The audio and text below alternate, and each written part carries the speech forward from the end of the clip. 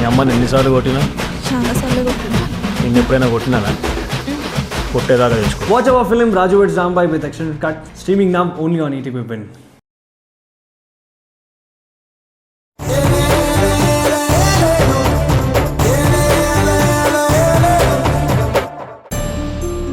అమ్మ Madhu, excuse me మావయ్య.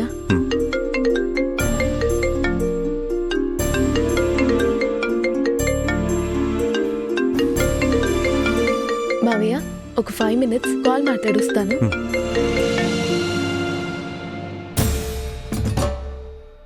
అక్క ఏంటక్క ఇందుని అడ్డం పెట్టుకుని ఆ రామచంద్రకి కాలు చేయి పని చేయకుండా చేసావంట కదా. ఈ విషయంలో నాకు కూడా క్రెడిట్ ఇవ్వాలక్క. ఎందుకంటే ఇందు ఎక్కడుందో కనుక్కుని చెప్పింది నేనే కదా.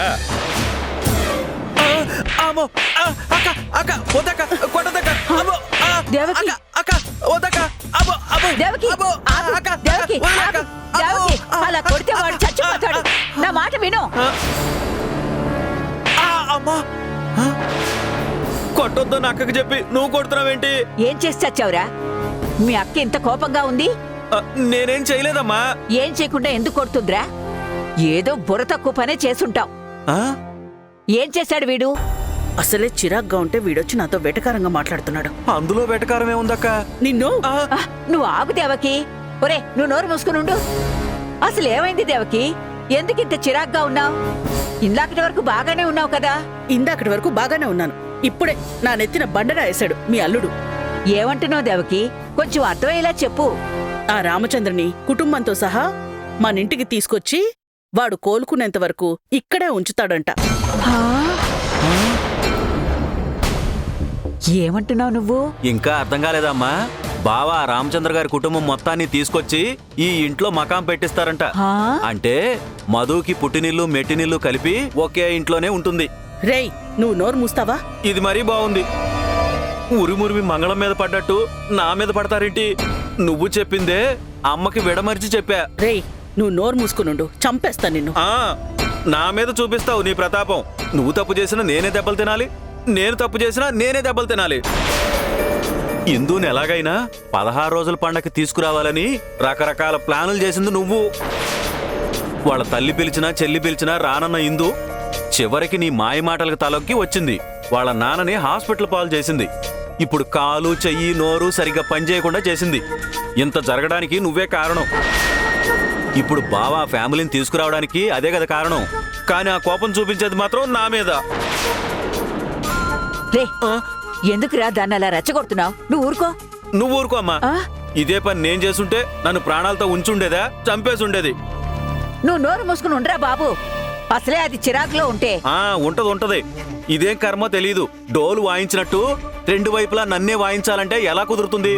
కనీసం నిన్ను 2 దెబ్బలు కొట్టినా నాకింత బాధ ఉండదు కదా. ఒరే నిన్ను కాపాడదామని వస్తే నన్ను కొట్టించాలనుకుంటున్నావేంట్రా? దేవకి వీణ్ణి చంపే దేవకి. ఈ బుర్ర తక్కువ వెధవ అంటే అన్నాడు గాని ఇందులోనూ ఒక విషయాన్ని చూస్తే భయమేస్తుంది దేవకి. అసలు వాళ్ళ నాన్నకి ఇలా అవ్వడానికి కారణం నువ్వేనని ఆ మధుకి తెలిస్తే నీ పరిస్థితి ఏంటి? చూడ్డానికి అమాయకురాల్లా ఉంటుంది గాని కాళాంతకురాలు. ఒకప్పుడు ఆ పిల్ల చేతికి డబ్బు నగలు ఇచ్చి ఏదో ఒక రకంగా ఆ పెళ్లిని ఆపడానికి ప్రయత్నం చేశాం. అప్పుడది నీ వేలుతోనే నీకన్నే పొడవాలని ప్రయత్నం చేసింది. ఏదో చావు తప్పి కన్ను లొట్టపోయినట్టు తప్పించుకున్నాం. ఆ తర్వాత నందుకి అవార్డు వచ్చిందని మనం ఫంక్షన్ ఏర్పాటు చేసి అందరికీ పార్టీ ఇస్తే ఆ పార్టీకొచ్చిన ఎస్ఎన్ మూర్తి లాంటి కోటీశ్వరునే వాళ్ళ నాన్నను అవమానించాడని అందరి ముందు క్షమాపణ కోరమంది. ఆ పిల్ల డబ్బున్న వాళ్లకో పెద్దవాళ్లకో భయపడే రకం కాదు. వాళ్ళ నాన్న కోసం ఎవ్వరినీ లెక్క చేయదు. వాళ్ళ నాన్న అంటే అంత ప్రాణం దానికి. అలాంటిది వాళ్ళ నాన్న ఇప్పుడున్న పరిస్థితికి నువ్వే కారణమని తెలిస్తే ఊరుకుంటుందా? అస్సలు ఊరుకోదు. నాకు చెప్పా పెట్టకుండా ఇలా చేశారంటే మీ మనసులో ఏముంది, ఎందుకు మా అక్కనంత బలవంతంగా రప్పించాల్సి వచ్చిందని మొత్తం కూపీలాగుతుంది. విషయం మొత్తం బయటపడుతుంది. చంపేస్తా నేను. అందుకేగా ఉన్నాను, చంపేయండి. మధుకి విషయం తెలిస్తే ఏం చేయాలో ఆలోచించకుండా నన్ను చంపేస్తే ఏమొస్తుంది? రేయ్ ఈ విషయాలన్నీ మధుకి ఎలా తెలుస్తాయి? తెలివిరా. నువ్వు అనవసరమైన మాటలన్నీ మాట్లాడుకో.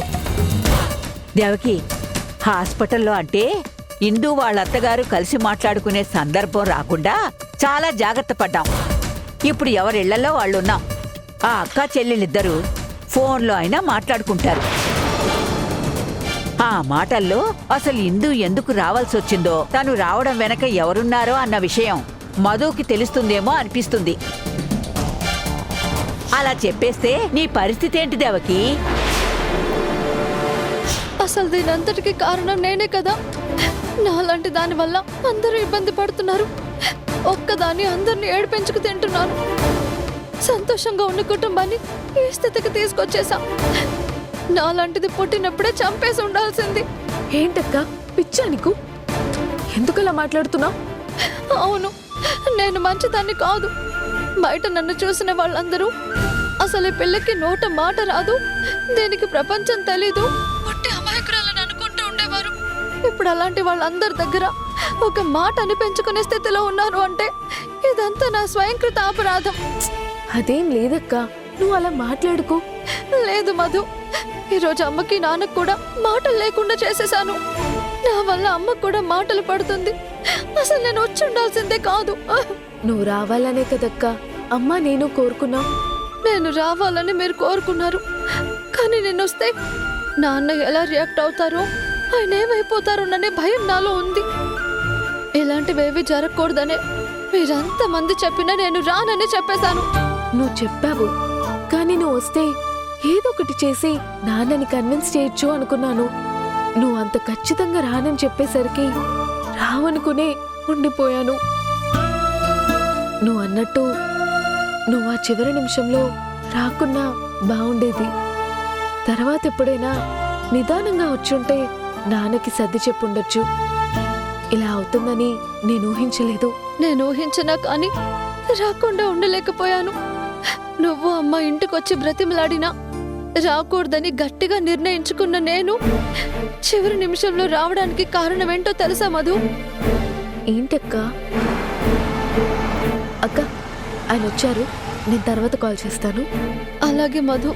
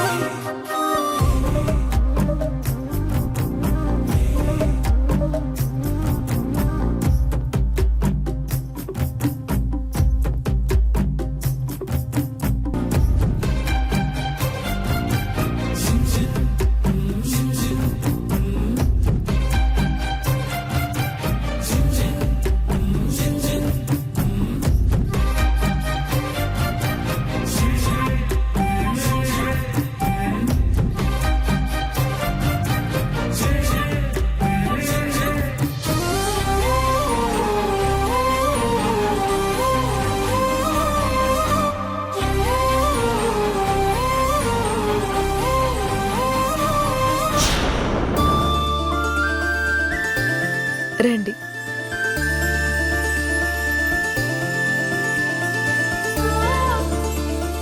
అల్లుడు గారు అయ్యో, అంకుల్, కూర్చోండి కూర్చోండి. రేయ్, కూర్చోరా. మీరెప్పుడు వచ్చారు నాన్న?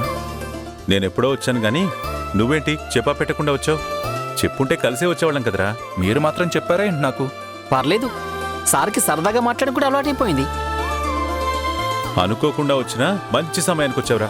నాన్న, నన్నేం ఇరుకుని పెట్టట్లేదు కదా? అదేం లేదురా, ఇందాకటి నుంచి మీ మామగారితో పోరాడుతున్నాను. అసలు ఆ మాటకొస్తే ఇందాకటి నుంచి కాదు, చిన్నప్పటి నుంచి కూడా పోరాడుతూనే ఉన్నాను. ఎప్పుడూ పై చేయి మాత్రం వాడితే. ఇప్పుడైనా నన్ను నువ్వు గెలిపించాలరా.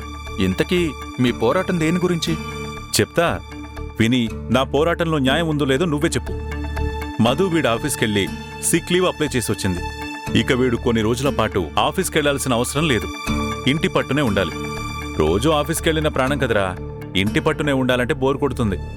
అందుకని మీ మామగారిని ఫ్యామిలీతో పాటు వచ్చి మనతో కొన్నాళ్ళు ఉండమంటున్నాను. వీడికి ఎంత చెప్పినా రానంటున్నాడు. అందరం ఒక్కచోట ఉంటే టైం గడిచేది తెలియకుండా త్వరగా రికవర్ అయిపోతాడు కదా. మనకి సంతోషంగా ఉంటుంది కదరా. నువ్వే చెప్పు. కరెక్టేనా? మంచి ఆలోచన. విన్నావరా మీ అల్లుడేమంటున్నాడో? అది కాదు అల్లుడు గారు, నాన్న చెప్పినట్టు మీరందరూ వస్తే బాగుంటుంది అంకుల్. ప్లీజ్ రండి. లేదులేండి అల్లుడు గారు, నాకు ఇక్కడే కొంచెం కంఫర్ట్గా ఉంటుంది.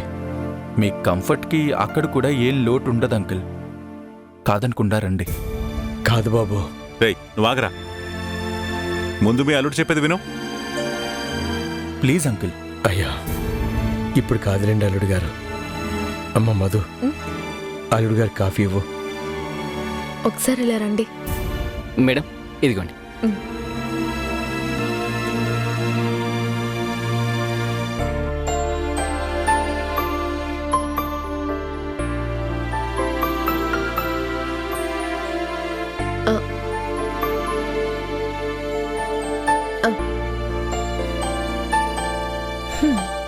కూర్చోండి. పర్లేదు, నించుంటాను. ఇంకా పాలు మరగాలి, ఆ తర్వాత కాఫీ కలపాలి. టైం పడుతుంది. అంతసేపు ఎలా నిలబడతారు? కూర్చోండి. పర్లేదు. ఓహో, బిందె పైన కూర్చోడానికి ఇబ్బంది పడుతున్నారా? పోనీ డైనింగ్ చైర్ తీసుకురానా? పర్లేదు, నేను దీని మీద కూర్చుంటాను.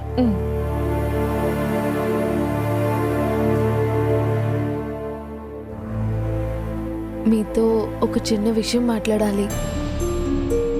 మావయ్య అందరినీ వచ్చి అక్కడే ఉండమంటున్నారు. నేను అదే అంటున్నా. అందరూ అక్కడికే వస్తే కాస్త టైం పాస్ అవుతుంది కదా. అలా కాదండి, నాన్నగారికి ఈ ఇల్లు బాగా అలవాటైపోయింది. ఆఫీసు ఇల్లు తప్ప వేరే చోట ఎక్కడా ఉండలేరు.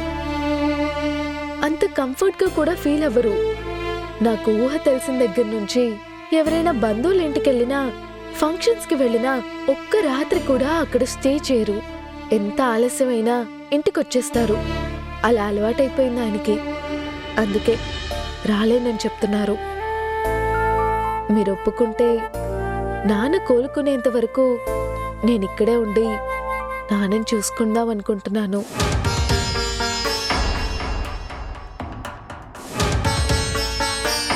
ఓ అవునా? మీరు సరే అంటే ఉంటా. మీరు కాదన్నారనే నమ్మకంతోనే అడుగుతున్నాను.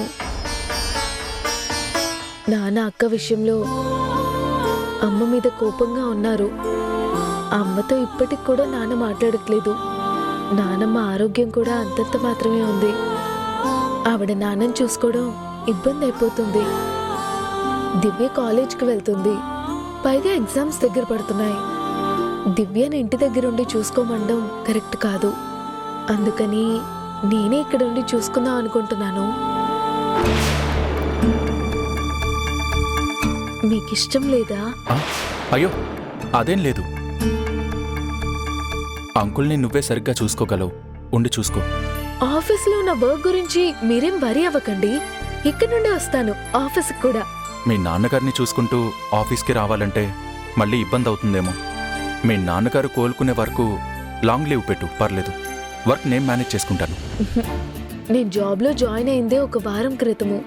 ఇంతలోనే లాంగ్ లీవ్ అంటే పద్ధతి కాదండి. ఆల్రెడీ నేను ఆఫీస్కి వచ్చి 3-4 డేస్ అయిపోయింది. పనులన్నీ పెండింగ్లోనే ఉండిపోయాయి. మళ్ళీ లీవ్ అంటే ఇబ్బంది అయిపోతుంది. పర్లేదు, నేను మేనేజ్ చేసుకుంటాను.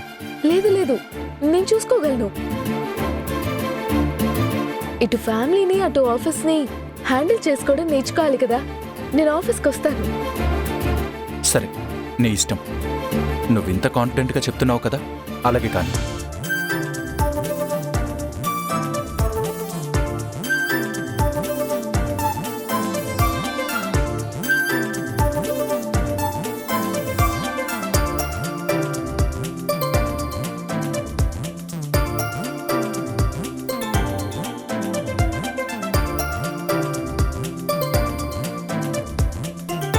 ఇదిగోండి, నాన్నగారు మీకోసమని స్పెషల్గా కొన్నారు.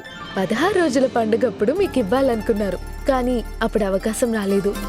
ఇక నుండి మీకెప్పుడు కాఫీ ఇచ్చినా ఈ కప్లోనే ఇవ్వాలంట. ఎందుకు ఇవన్నీ? నార్మల్ కప్లోనే ఇవ్వచ్చు కదా. నేనేమన్నా తాగనని చెప్పానా? ఏదో అల్లుడి మీద ఆయనకున్న అభిమానం. ఆయన ముచ్చట పడి కొన్నారు. ఆయన ముచ్చటెందుకు కాదనాలి? తీసుకోండి.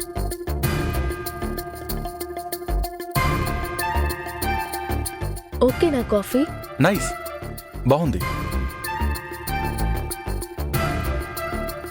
కాఫీ బాగుందా లేదా అని కూడా నేనే అడగాలి. తమరు చెప్పరు.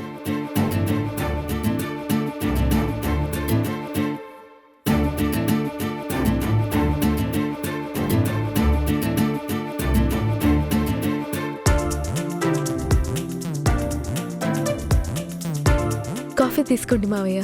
ఇందాకే కదమ్మా తాగాను, ఇంతలోనే మళ్ళీ తీసుకొచ్చావేంటమ్మా?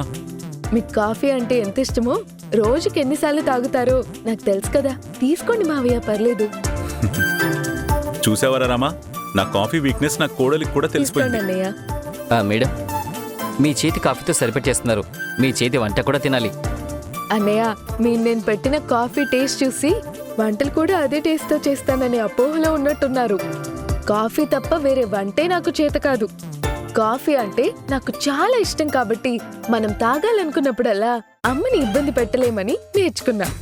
పొరపాటు నేను వంట చేశాననుకోండి, బంగాళ బావుబావు, ములక్కాడ మియావ్ మియావ్, సొరకాయ సుర్సుర్ అని వెరైటీ పేర్లు పెట్టుకోవాల్సి వస్తుంది. అవి తింటే మళ్ళీ జీవితంలో నా చేతి వంట అడుగురు. ఇంకా ఎన్నాళ్ళు ఇలా వంటలు నేర్చుకోకుండా ఉంటావే? నేర్చుకో. ఏ, నీ చేతి వంట మీ ఆయనకి రుచి చూపించవా? పాపం, పెళ్లి చేసుకుని ఇంతకాలమైనా ఇంట్లో వంటవాళ్లు చేసే వంటలు, కన్న తల్లి చేసే వంటలే తింటూ ఉంటాడా? పెళ్ళాం చేతి వంట తినాలని ఉంటుంది కదా. ఛాన్స్ దొరికితే చాలు, నీకు సెకండ్ కూడా గ్యాప్ ఇవ్వకుండా దూరిపోతావు. అలివేణమ్మ చెప్పిన దాంట్లో తప్పే ఉందమ్మా. నందుకి వండి పెట్టవా నువ్వు? వండి పెడతాలేండి మావయ్య, మీరు కూడా అలివేణితో కుమ్ముక్కైపోతున్నారు. అమ్మ మధు, నందు చెప్పింది విన్నారు కదా. మీరందరూ వచ్చి అక్కడ మన ఇంట్లో ఉండడమే కరెక్ట్ అని చెప్పాడు. మీరందరూ బయలుదేరండమ్మా. అరే, మళ్ళీ మొదలు పెట్టావేంట్రా? నువ్వు ఆగరా, నేను అమ్మాయితో మాట్లాడుతున్నాను కదా. చూడమ్మా, నేను చెప్పాను, మీ అత్తయ్య చెప్పింది, ఇప్పుడు మీ ఆయన కూడా అదే మాట అన్నాడు. ఇంతమంది చెప్తున్నా వీడు మాత్రం ఇంకా నసుగుతూనే ఉన్నాడు. నువ్వైనా చెప్పమ్మ వీడికి, నీ మాట అయితే ఖచ్చితంగా వింటాడు. ఇలాంటి టైంలో అందరం ఒకే చోట ఉంటే బాగుంటుందని వీడికి అర్థమయ్యేలా చెప్పమ్మా. నాకంటే నాన్న గురించి మీకే బాగా తెలుసు మావయ్య. కొన్ని విషయాల్లో ఆయన అలవాట్ల ప్రకారమే నడుచుకోవడానికి ఇష్టపడతారాయన. ఈ ఇల్లు, ఈ వాతావరణానికి అలవాటు పడిపోయారు. ఇక్కడే ఉంటారులే మావయ్య. అదేంటమ్మా, అదేదో పరాయిలులాగా చెప్తున్నావు? అది కూడా మనీలే కదా. మనీలే మావయ్య, కాకపోతే నాన్నిక్కడైతే కంఫర్ట్ గా ఫీల్ అవుతారు, ఫ్రీగా ఉండగలుగుతారు. అది కాదమ్మా, వాణ్ణి ఇంటి పట్టు నుండి చూసుకోవడానికి మేమందరం ఉంటాం, బాగుంటుంది. ఈ విషయం గురించే ఇందాక ఆయనతో మాట్లాడాను మావయ్య. నాన్న కోలుకునే వరకు నేనిక్కడే ఉండి చూసుకుంటానని చెప్పాను. ఏంటమ్మా నువ్విక్కడ? నువ్విక్కడ ఉండడం ఏంటి? నన్ను చూసుకోవడానికే ఉందమ్మా. ఆ మెడిసిన్స్ టైంకి ఇవ్వాలి, అంతే కదా. అది మీ నాన్నమ్మ చూసుకుంటుంది. నాకేం ప్రాబ్లం లేదు. మీరు ఊరుకోండి నాన్న. మీకు టైంకి మెడిసిన్స్ ఇవ్వడం మాత్రమే కాదు, ఫిజియోథెరపీ, దాంతోపాటు ఎక్సర్సైజెస్ చేయించాలి. మీరు త్వరగా కోలుకునేలా చేయాలి.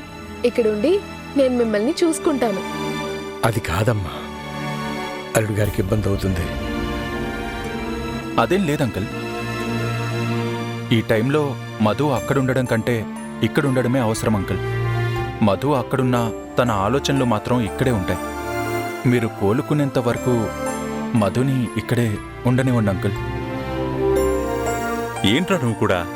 ఫ్యామిలీ మొత్తం అక్కడికి వస్తే అక్కడ మధునే చూసుకుంటుంది కదరా. నానా, మీరు అంకుల్ని ఇబ్బంది పెట్టకండి. ఆయనకి ఎలా కంఫర్ట్ అయితే అలా ఉండనివ్వండి. తను ఇక్కడే ఉండి చూసుకుంటానంటుంది కదా, అలాగే చేయనివ్వండి నాన్న. తన ఆఫీసుకు కూడా ఇక్కడి నుంచే వస్తానంటుంది. రేయ్, నువ్వు నీ భార్య మాట వినడం సంతోషమే గాని ఈ విషయంలో మాత్రం కాదురా. అసలు ఇక్కడ ఎవరు ఉండొద్దు, మన ఇంటికి వెళదామంటే మళ్ళీ మధు ఆఫీస్కి వస్తుంది అంటావు. మావయ్య ప్లీజ్. సర్లే, నా కొడుకు కూడా మామకి భార్యకి వంత పాడుతుంటే ఇక నేను మాత్రం ఏం చేయను? ఆఫీసు ఇల్లు రెండు చూసుకోవాలంటే ఇబ్బంది అయిపోతుంది. కొన్నాళ్ళు లీవ్ పెట్టేయమ్మా. నేను కూడా ఇదే మాట అన్నాను నాన్న, కానీ తను మేనేజ్ చేసుకుంటానంటుంది. ఎలా మేనేజ్ చేసుకుంటావమ్మా? సర్లే, ఓ పని చెయ్. నీకు అవసరమైన స్టాఫ్ని ఏదో ఒక టైంలో మీ ఇంటికి పిలిపించుకోవడమో లేదంటే వీడియో కాల్లో మీటింగ్ పెట్టుకోవడమో చేయమ్మా. లేదు మావయ్య, ప్రతి విషయంలో మీ అబ్బాయే నాకు రోల్ మోడల్. ఆయన ఎప్పుడూ చెప్తుంటారు కదా మావయ్య, వర్క్ ప్లేస్లో ఉంటేనే ఆ వర్క్ మీద ఫోకస్ ఉంటుంది, వర్క్ చేయాలన్న తపనుంటుంది, టైంకి వర్క్ ఫినిష్ అవుతుంది అని.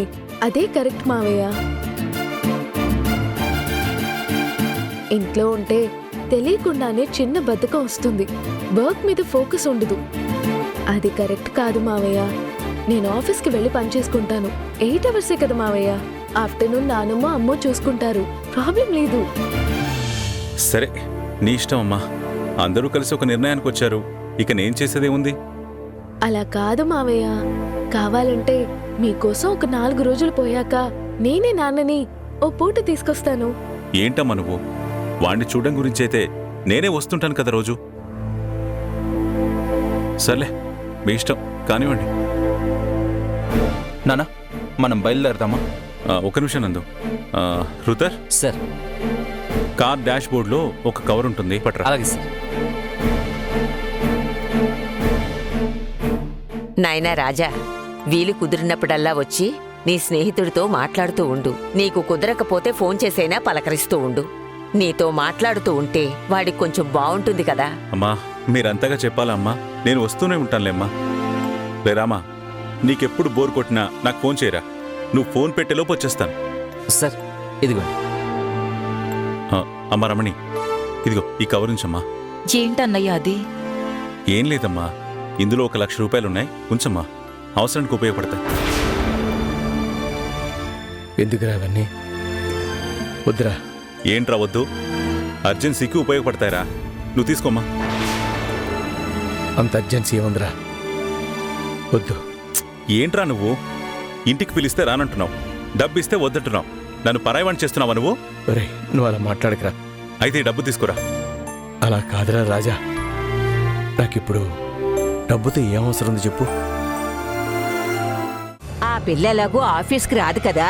మధు ఆఫీస్కి రాదని ఎవరు చెప్పారమ్మమ్మా? తను అక్కడి నుంచే ఆఫీస్కి వస్తుంది. నేను మధుతో మాట్లాడతానులే. ఒక 1 నెల రోజులు లీవ్ పెడుతుంది. తను కంఫర్ట్గా ఫీల్ అవుతుందమ్మా. మధ్యలో మీరు ఇన్వాల్వ్ అయ్యి తనని డిస్టర్బ్ చేయకండమ్మా. కొత్తగా పెళ్ళైన వాళ్ళు ఒకరక్కడ ఒకరిక్కడ ఉంటే ఏం బాగుంటుంది? పోనీ మధు అక్కడ ఉన్నన్ని రోజులు నందును కూడా అక్కడికి పంపించేద్దామా?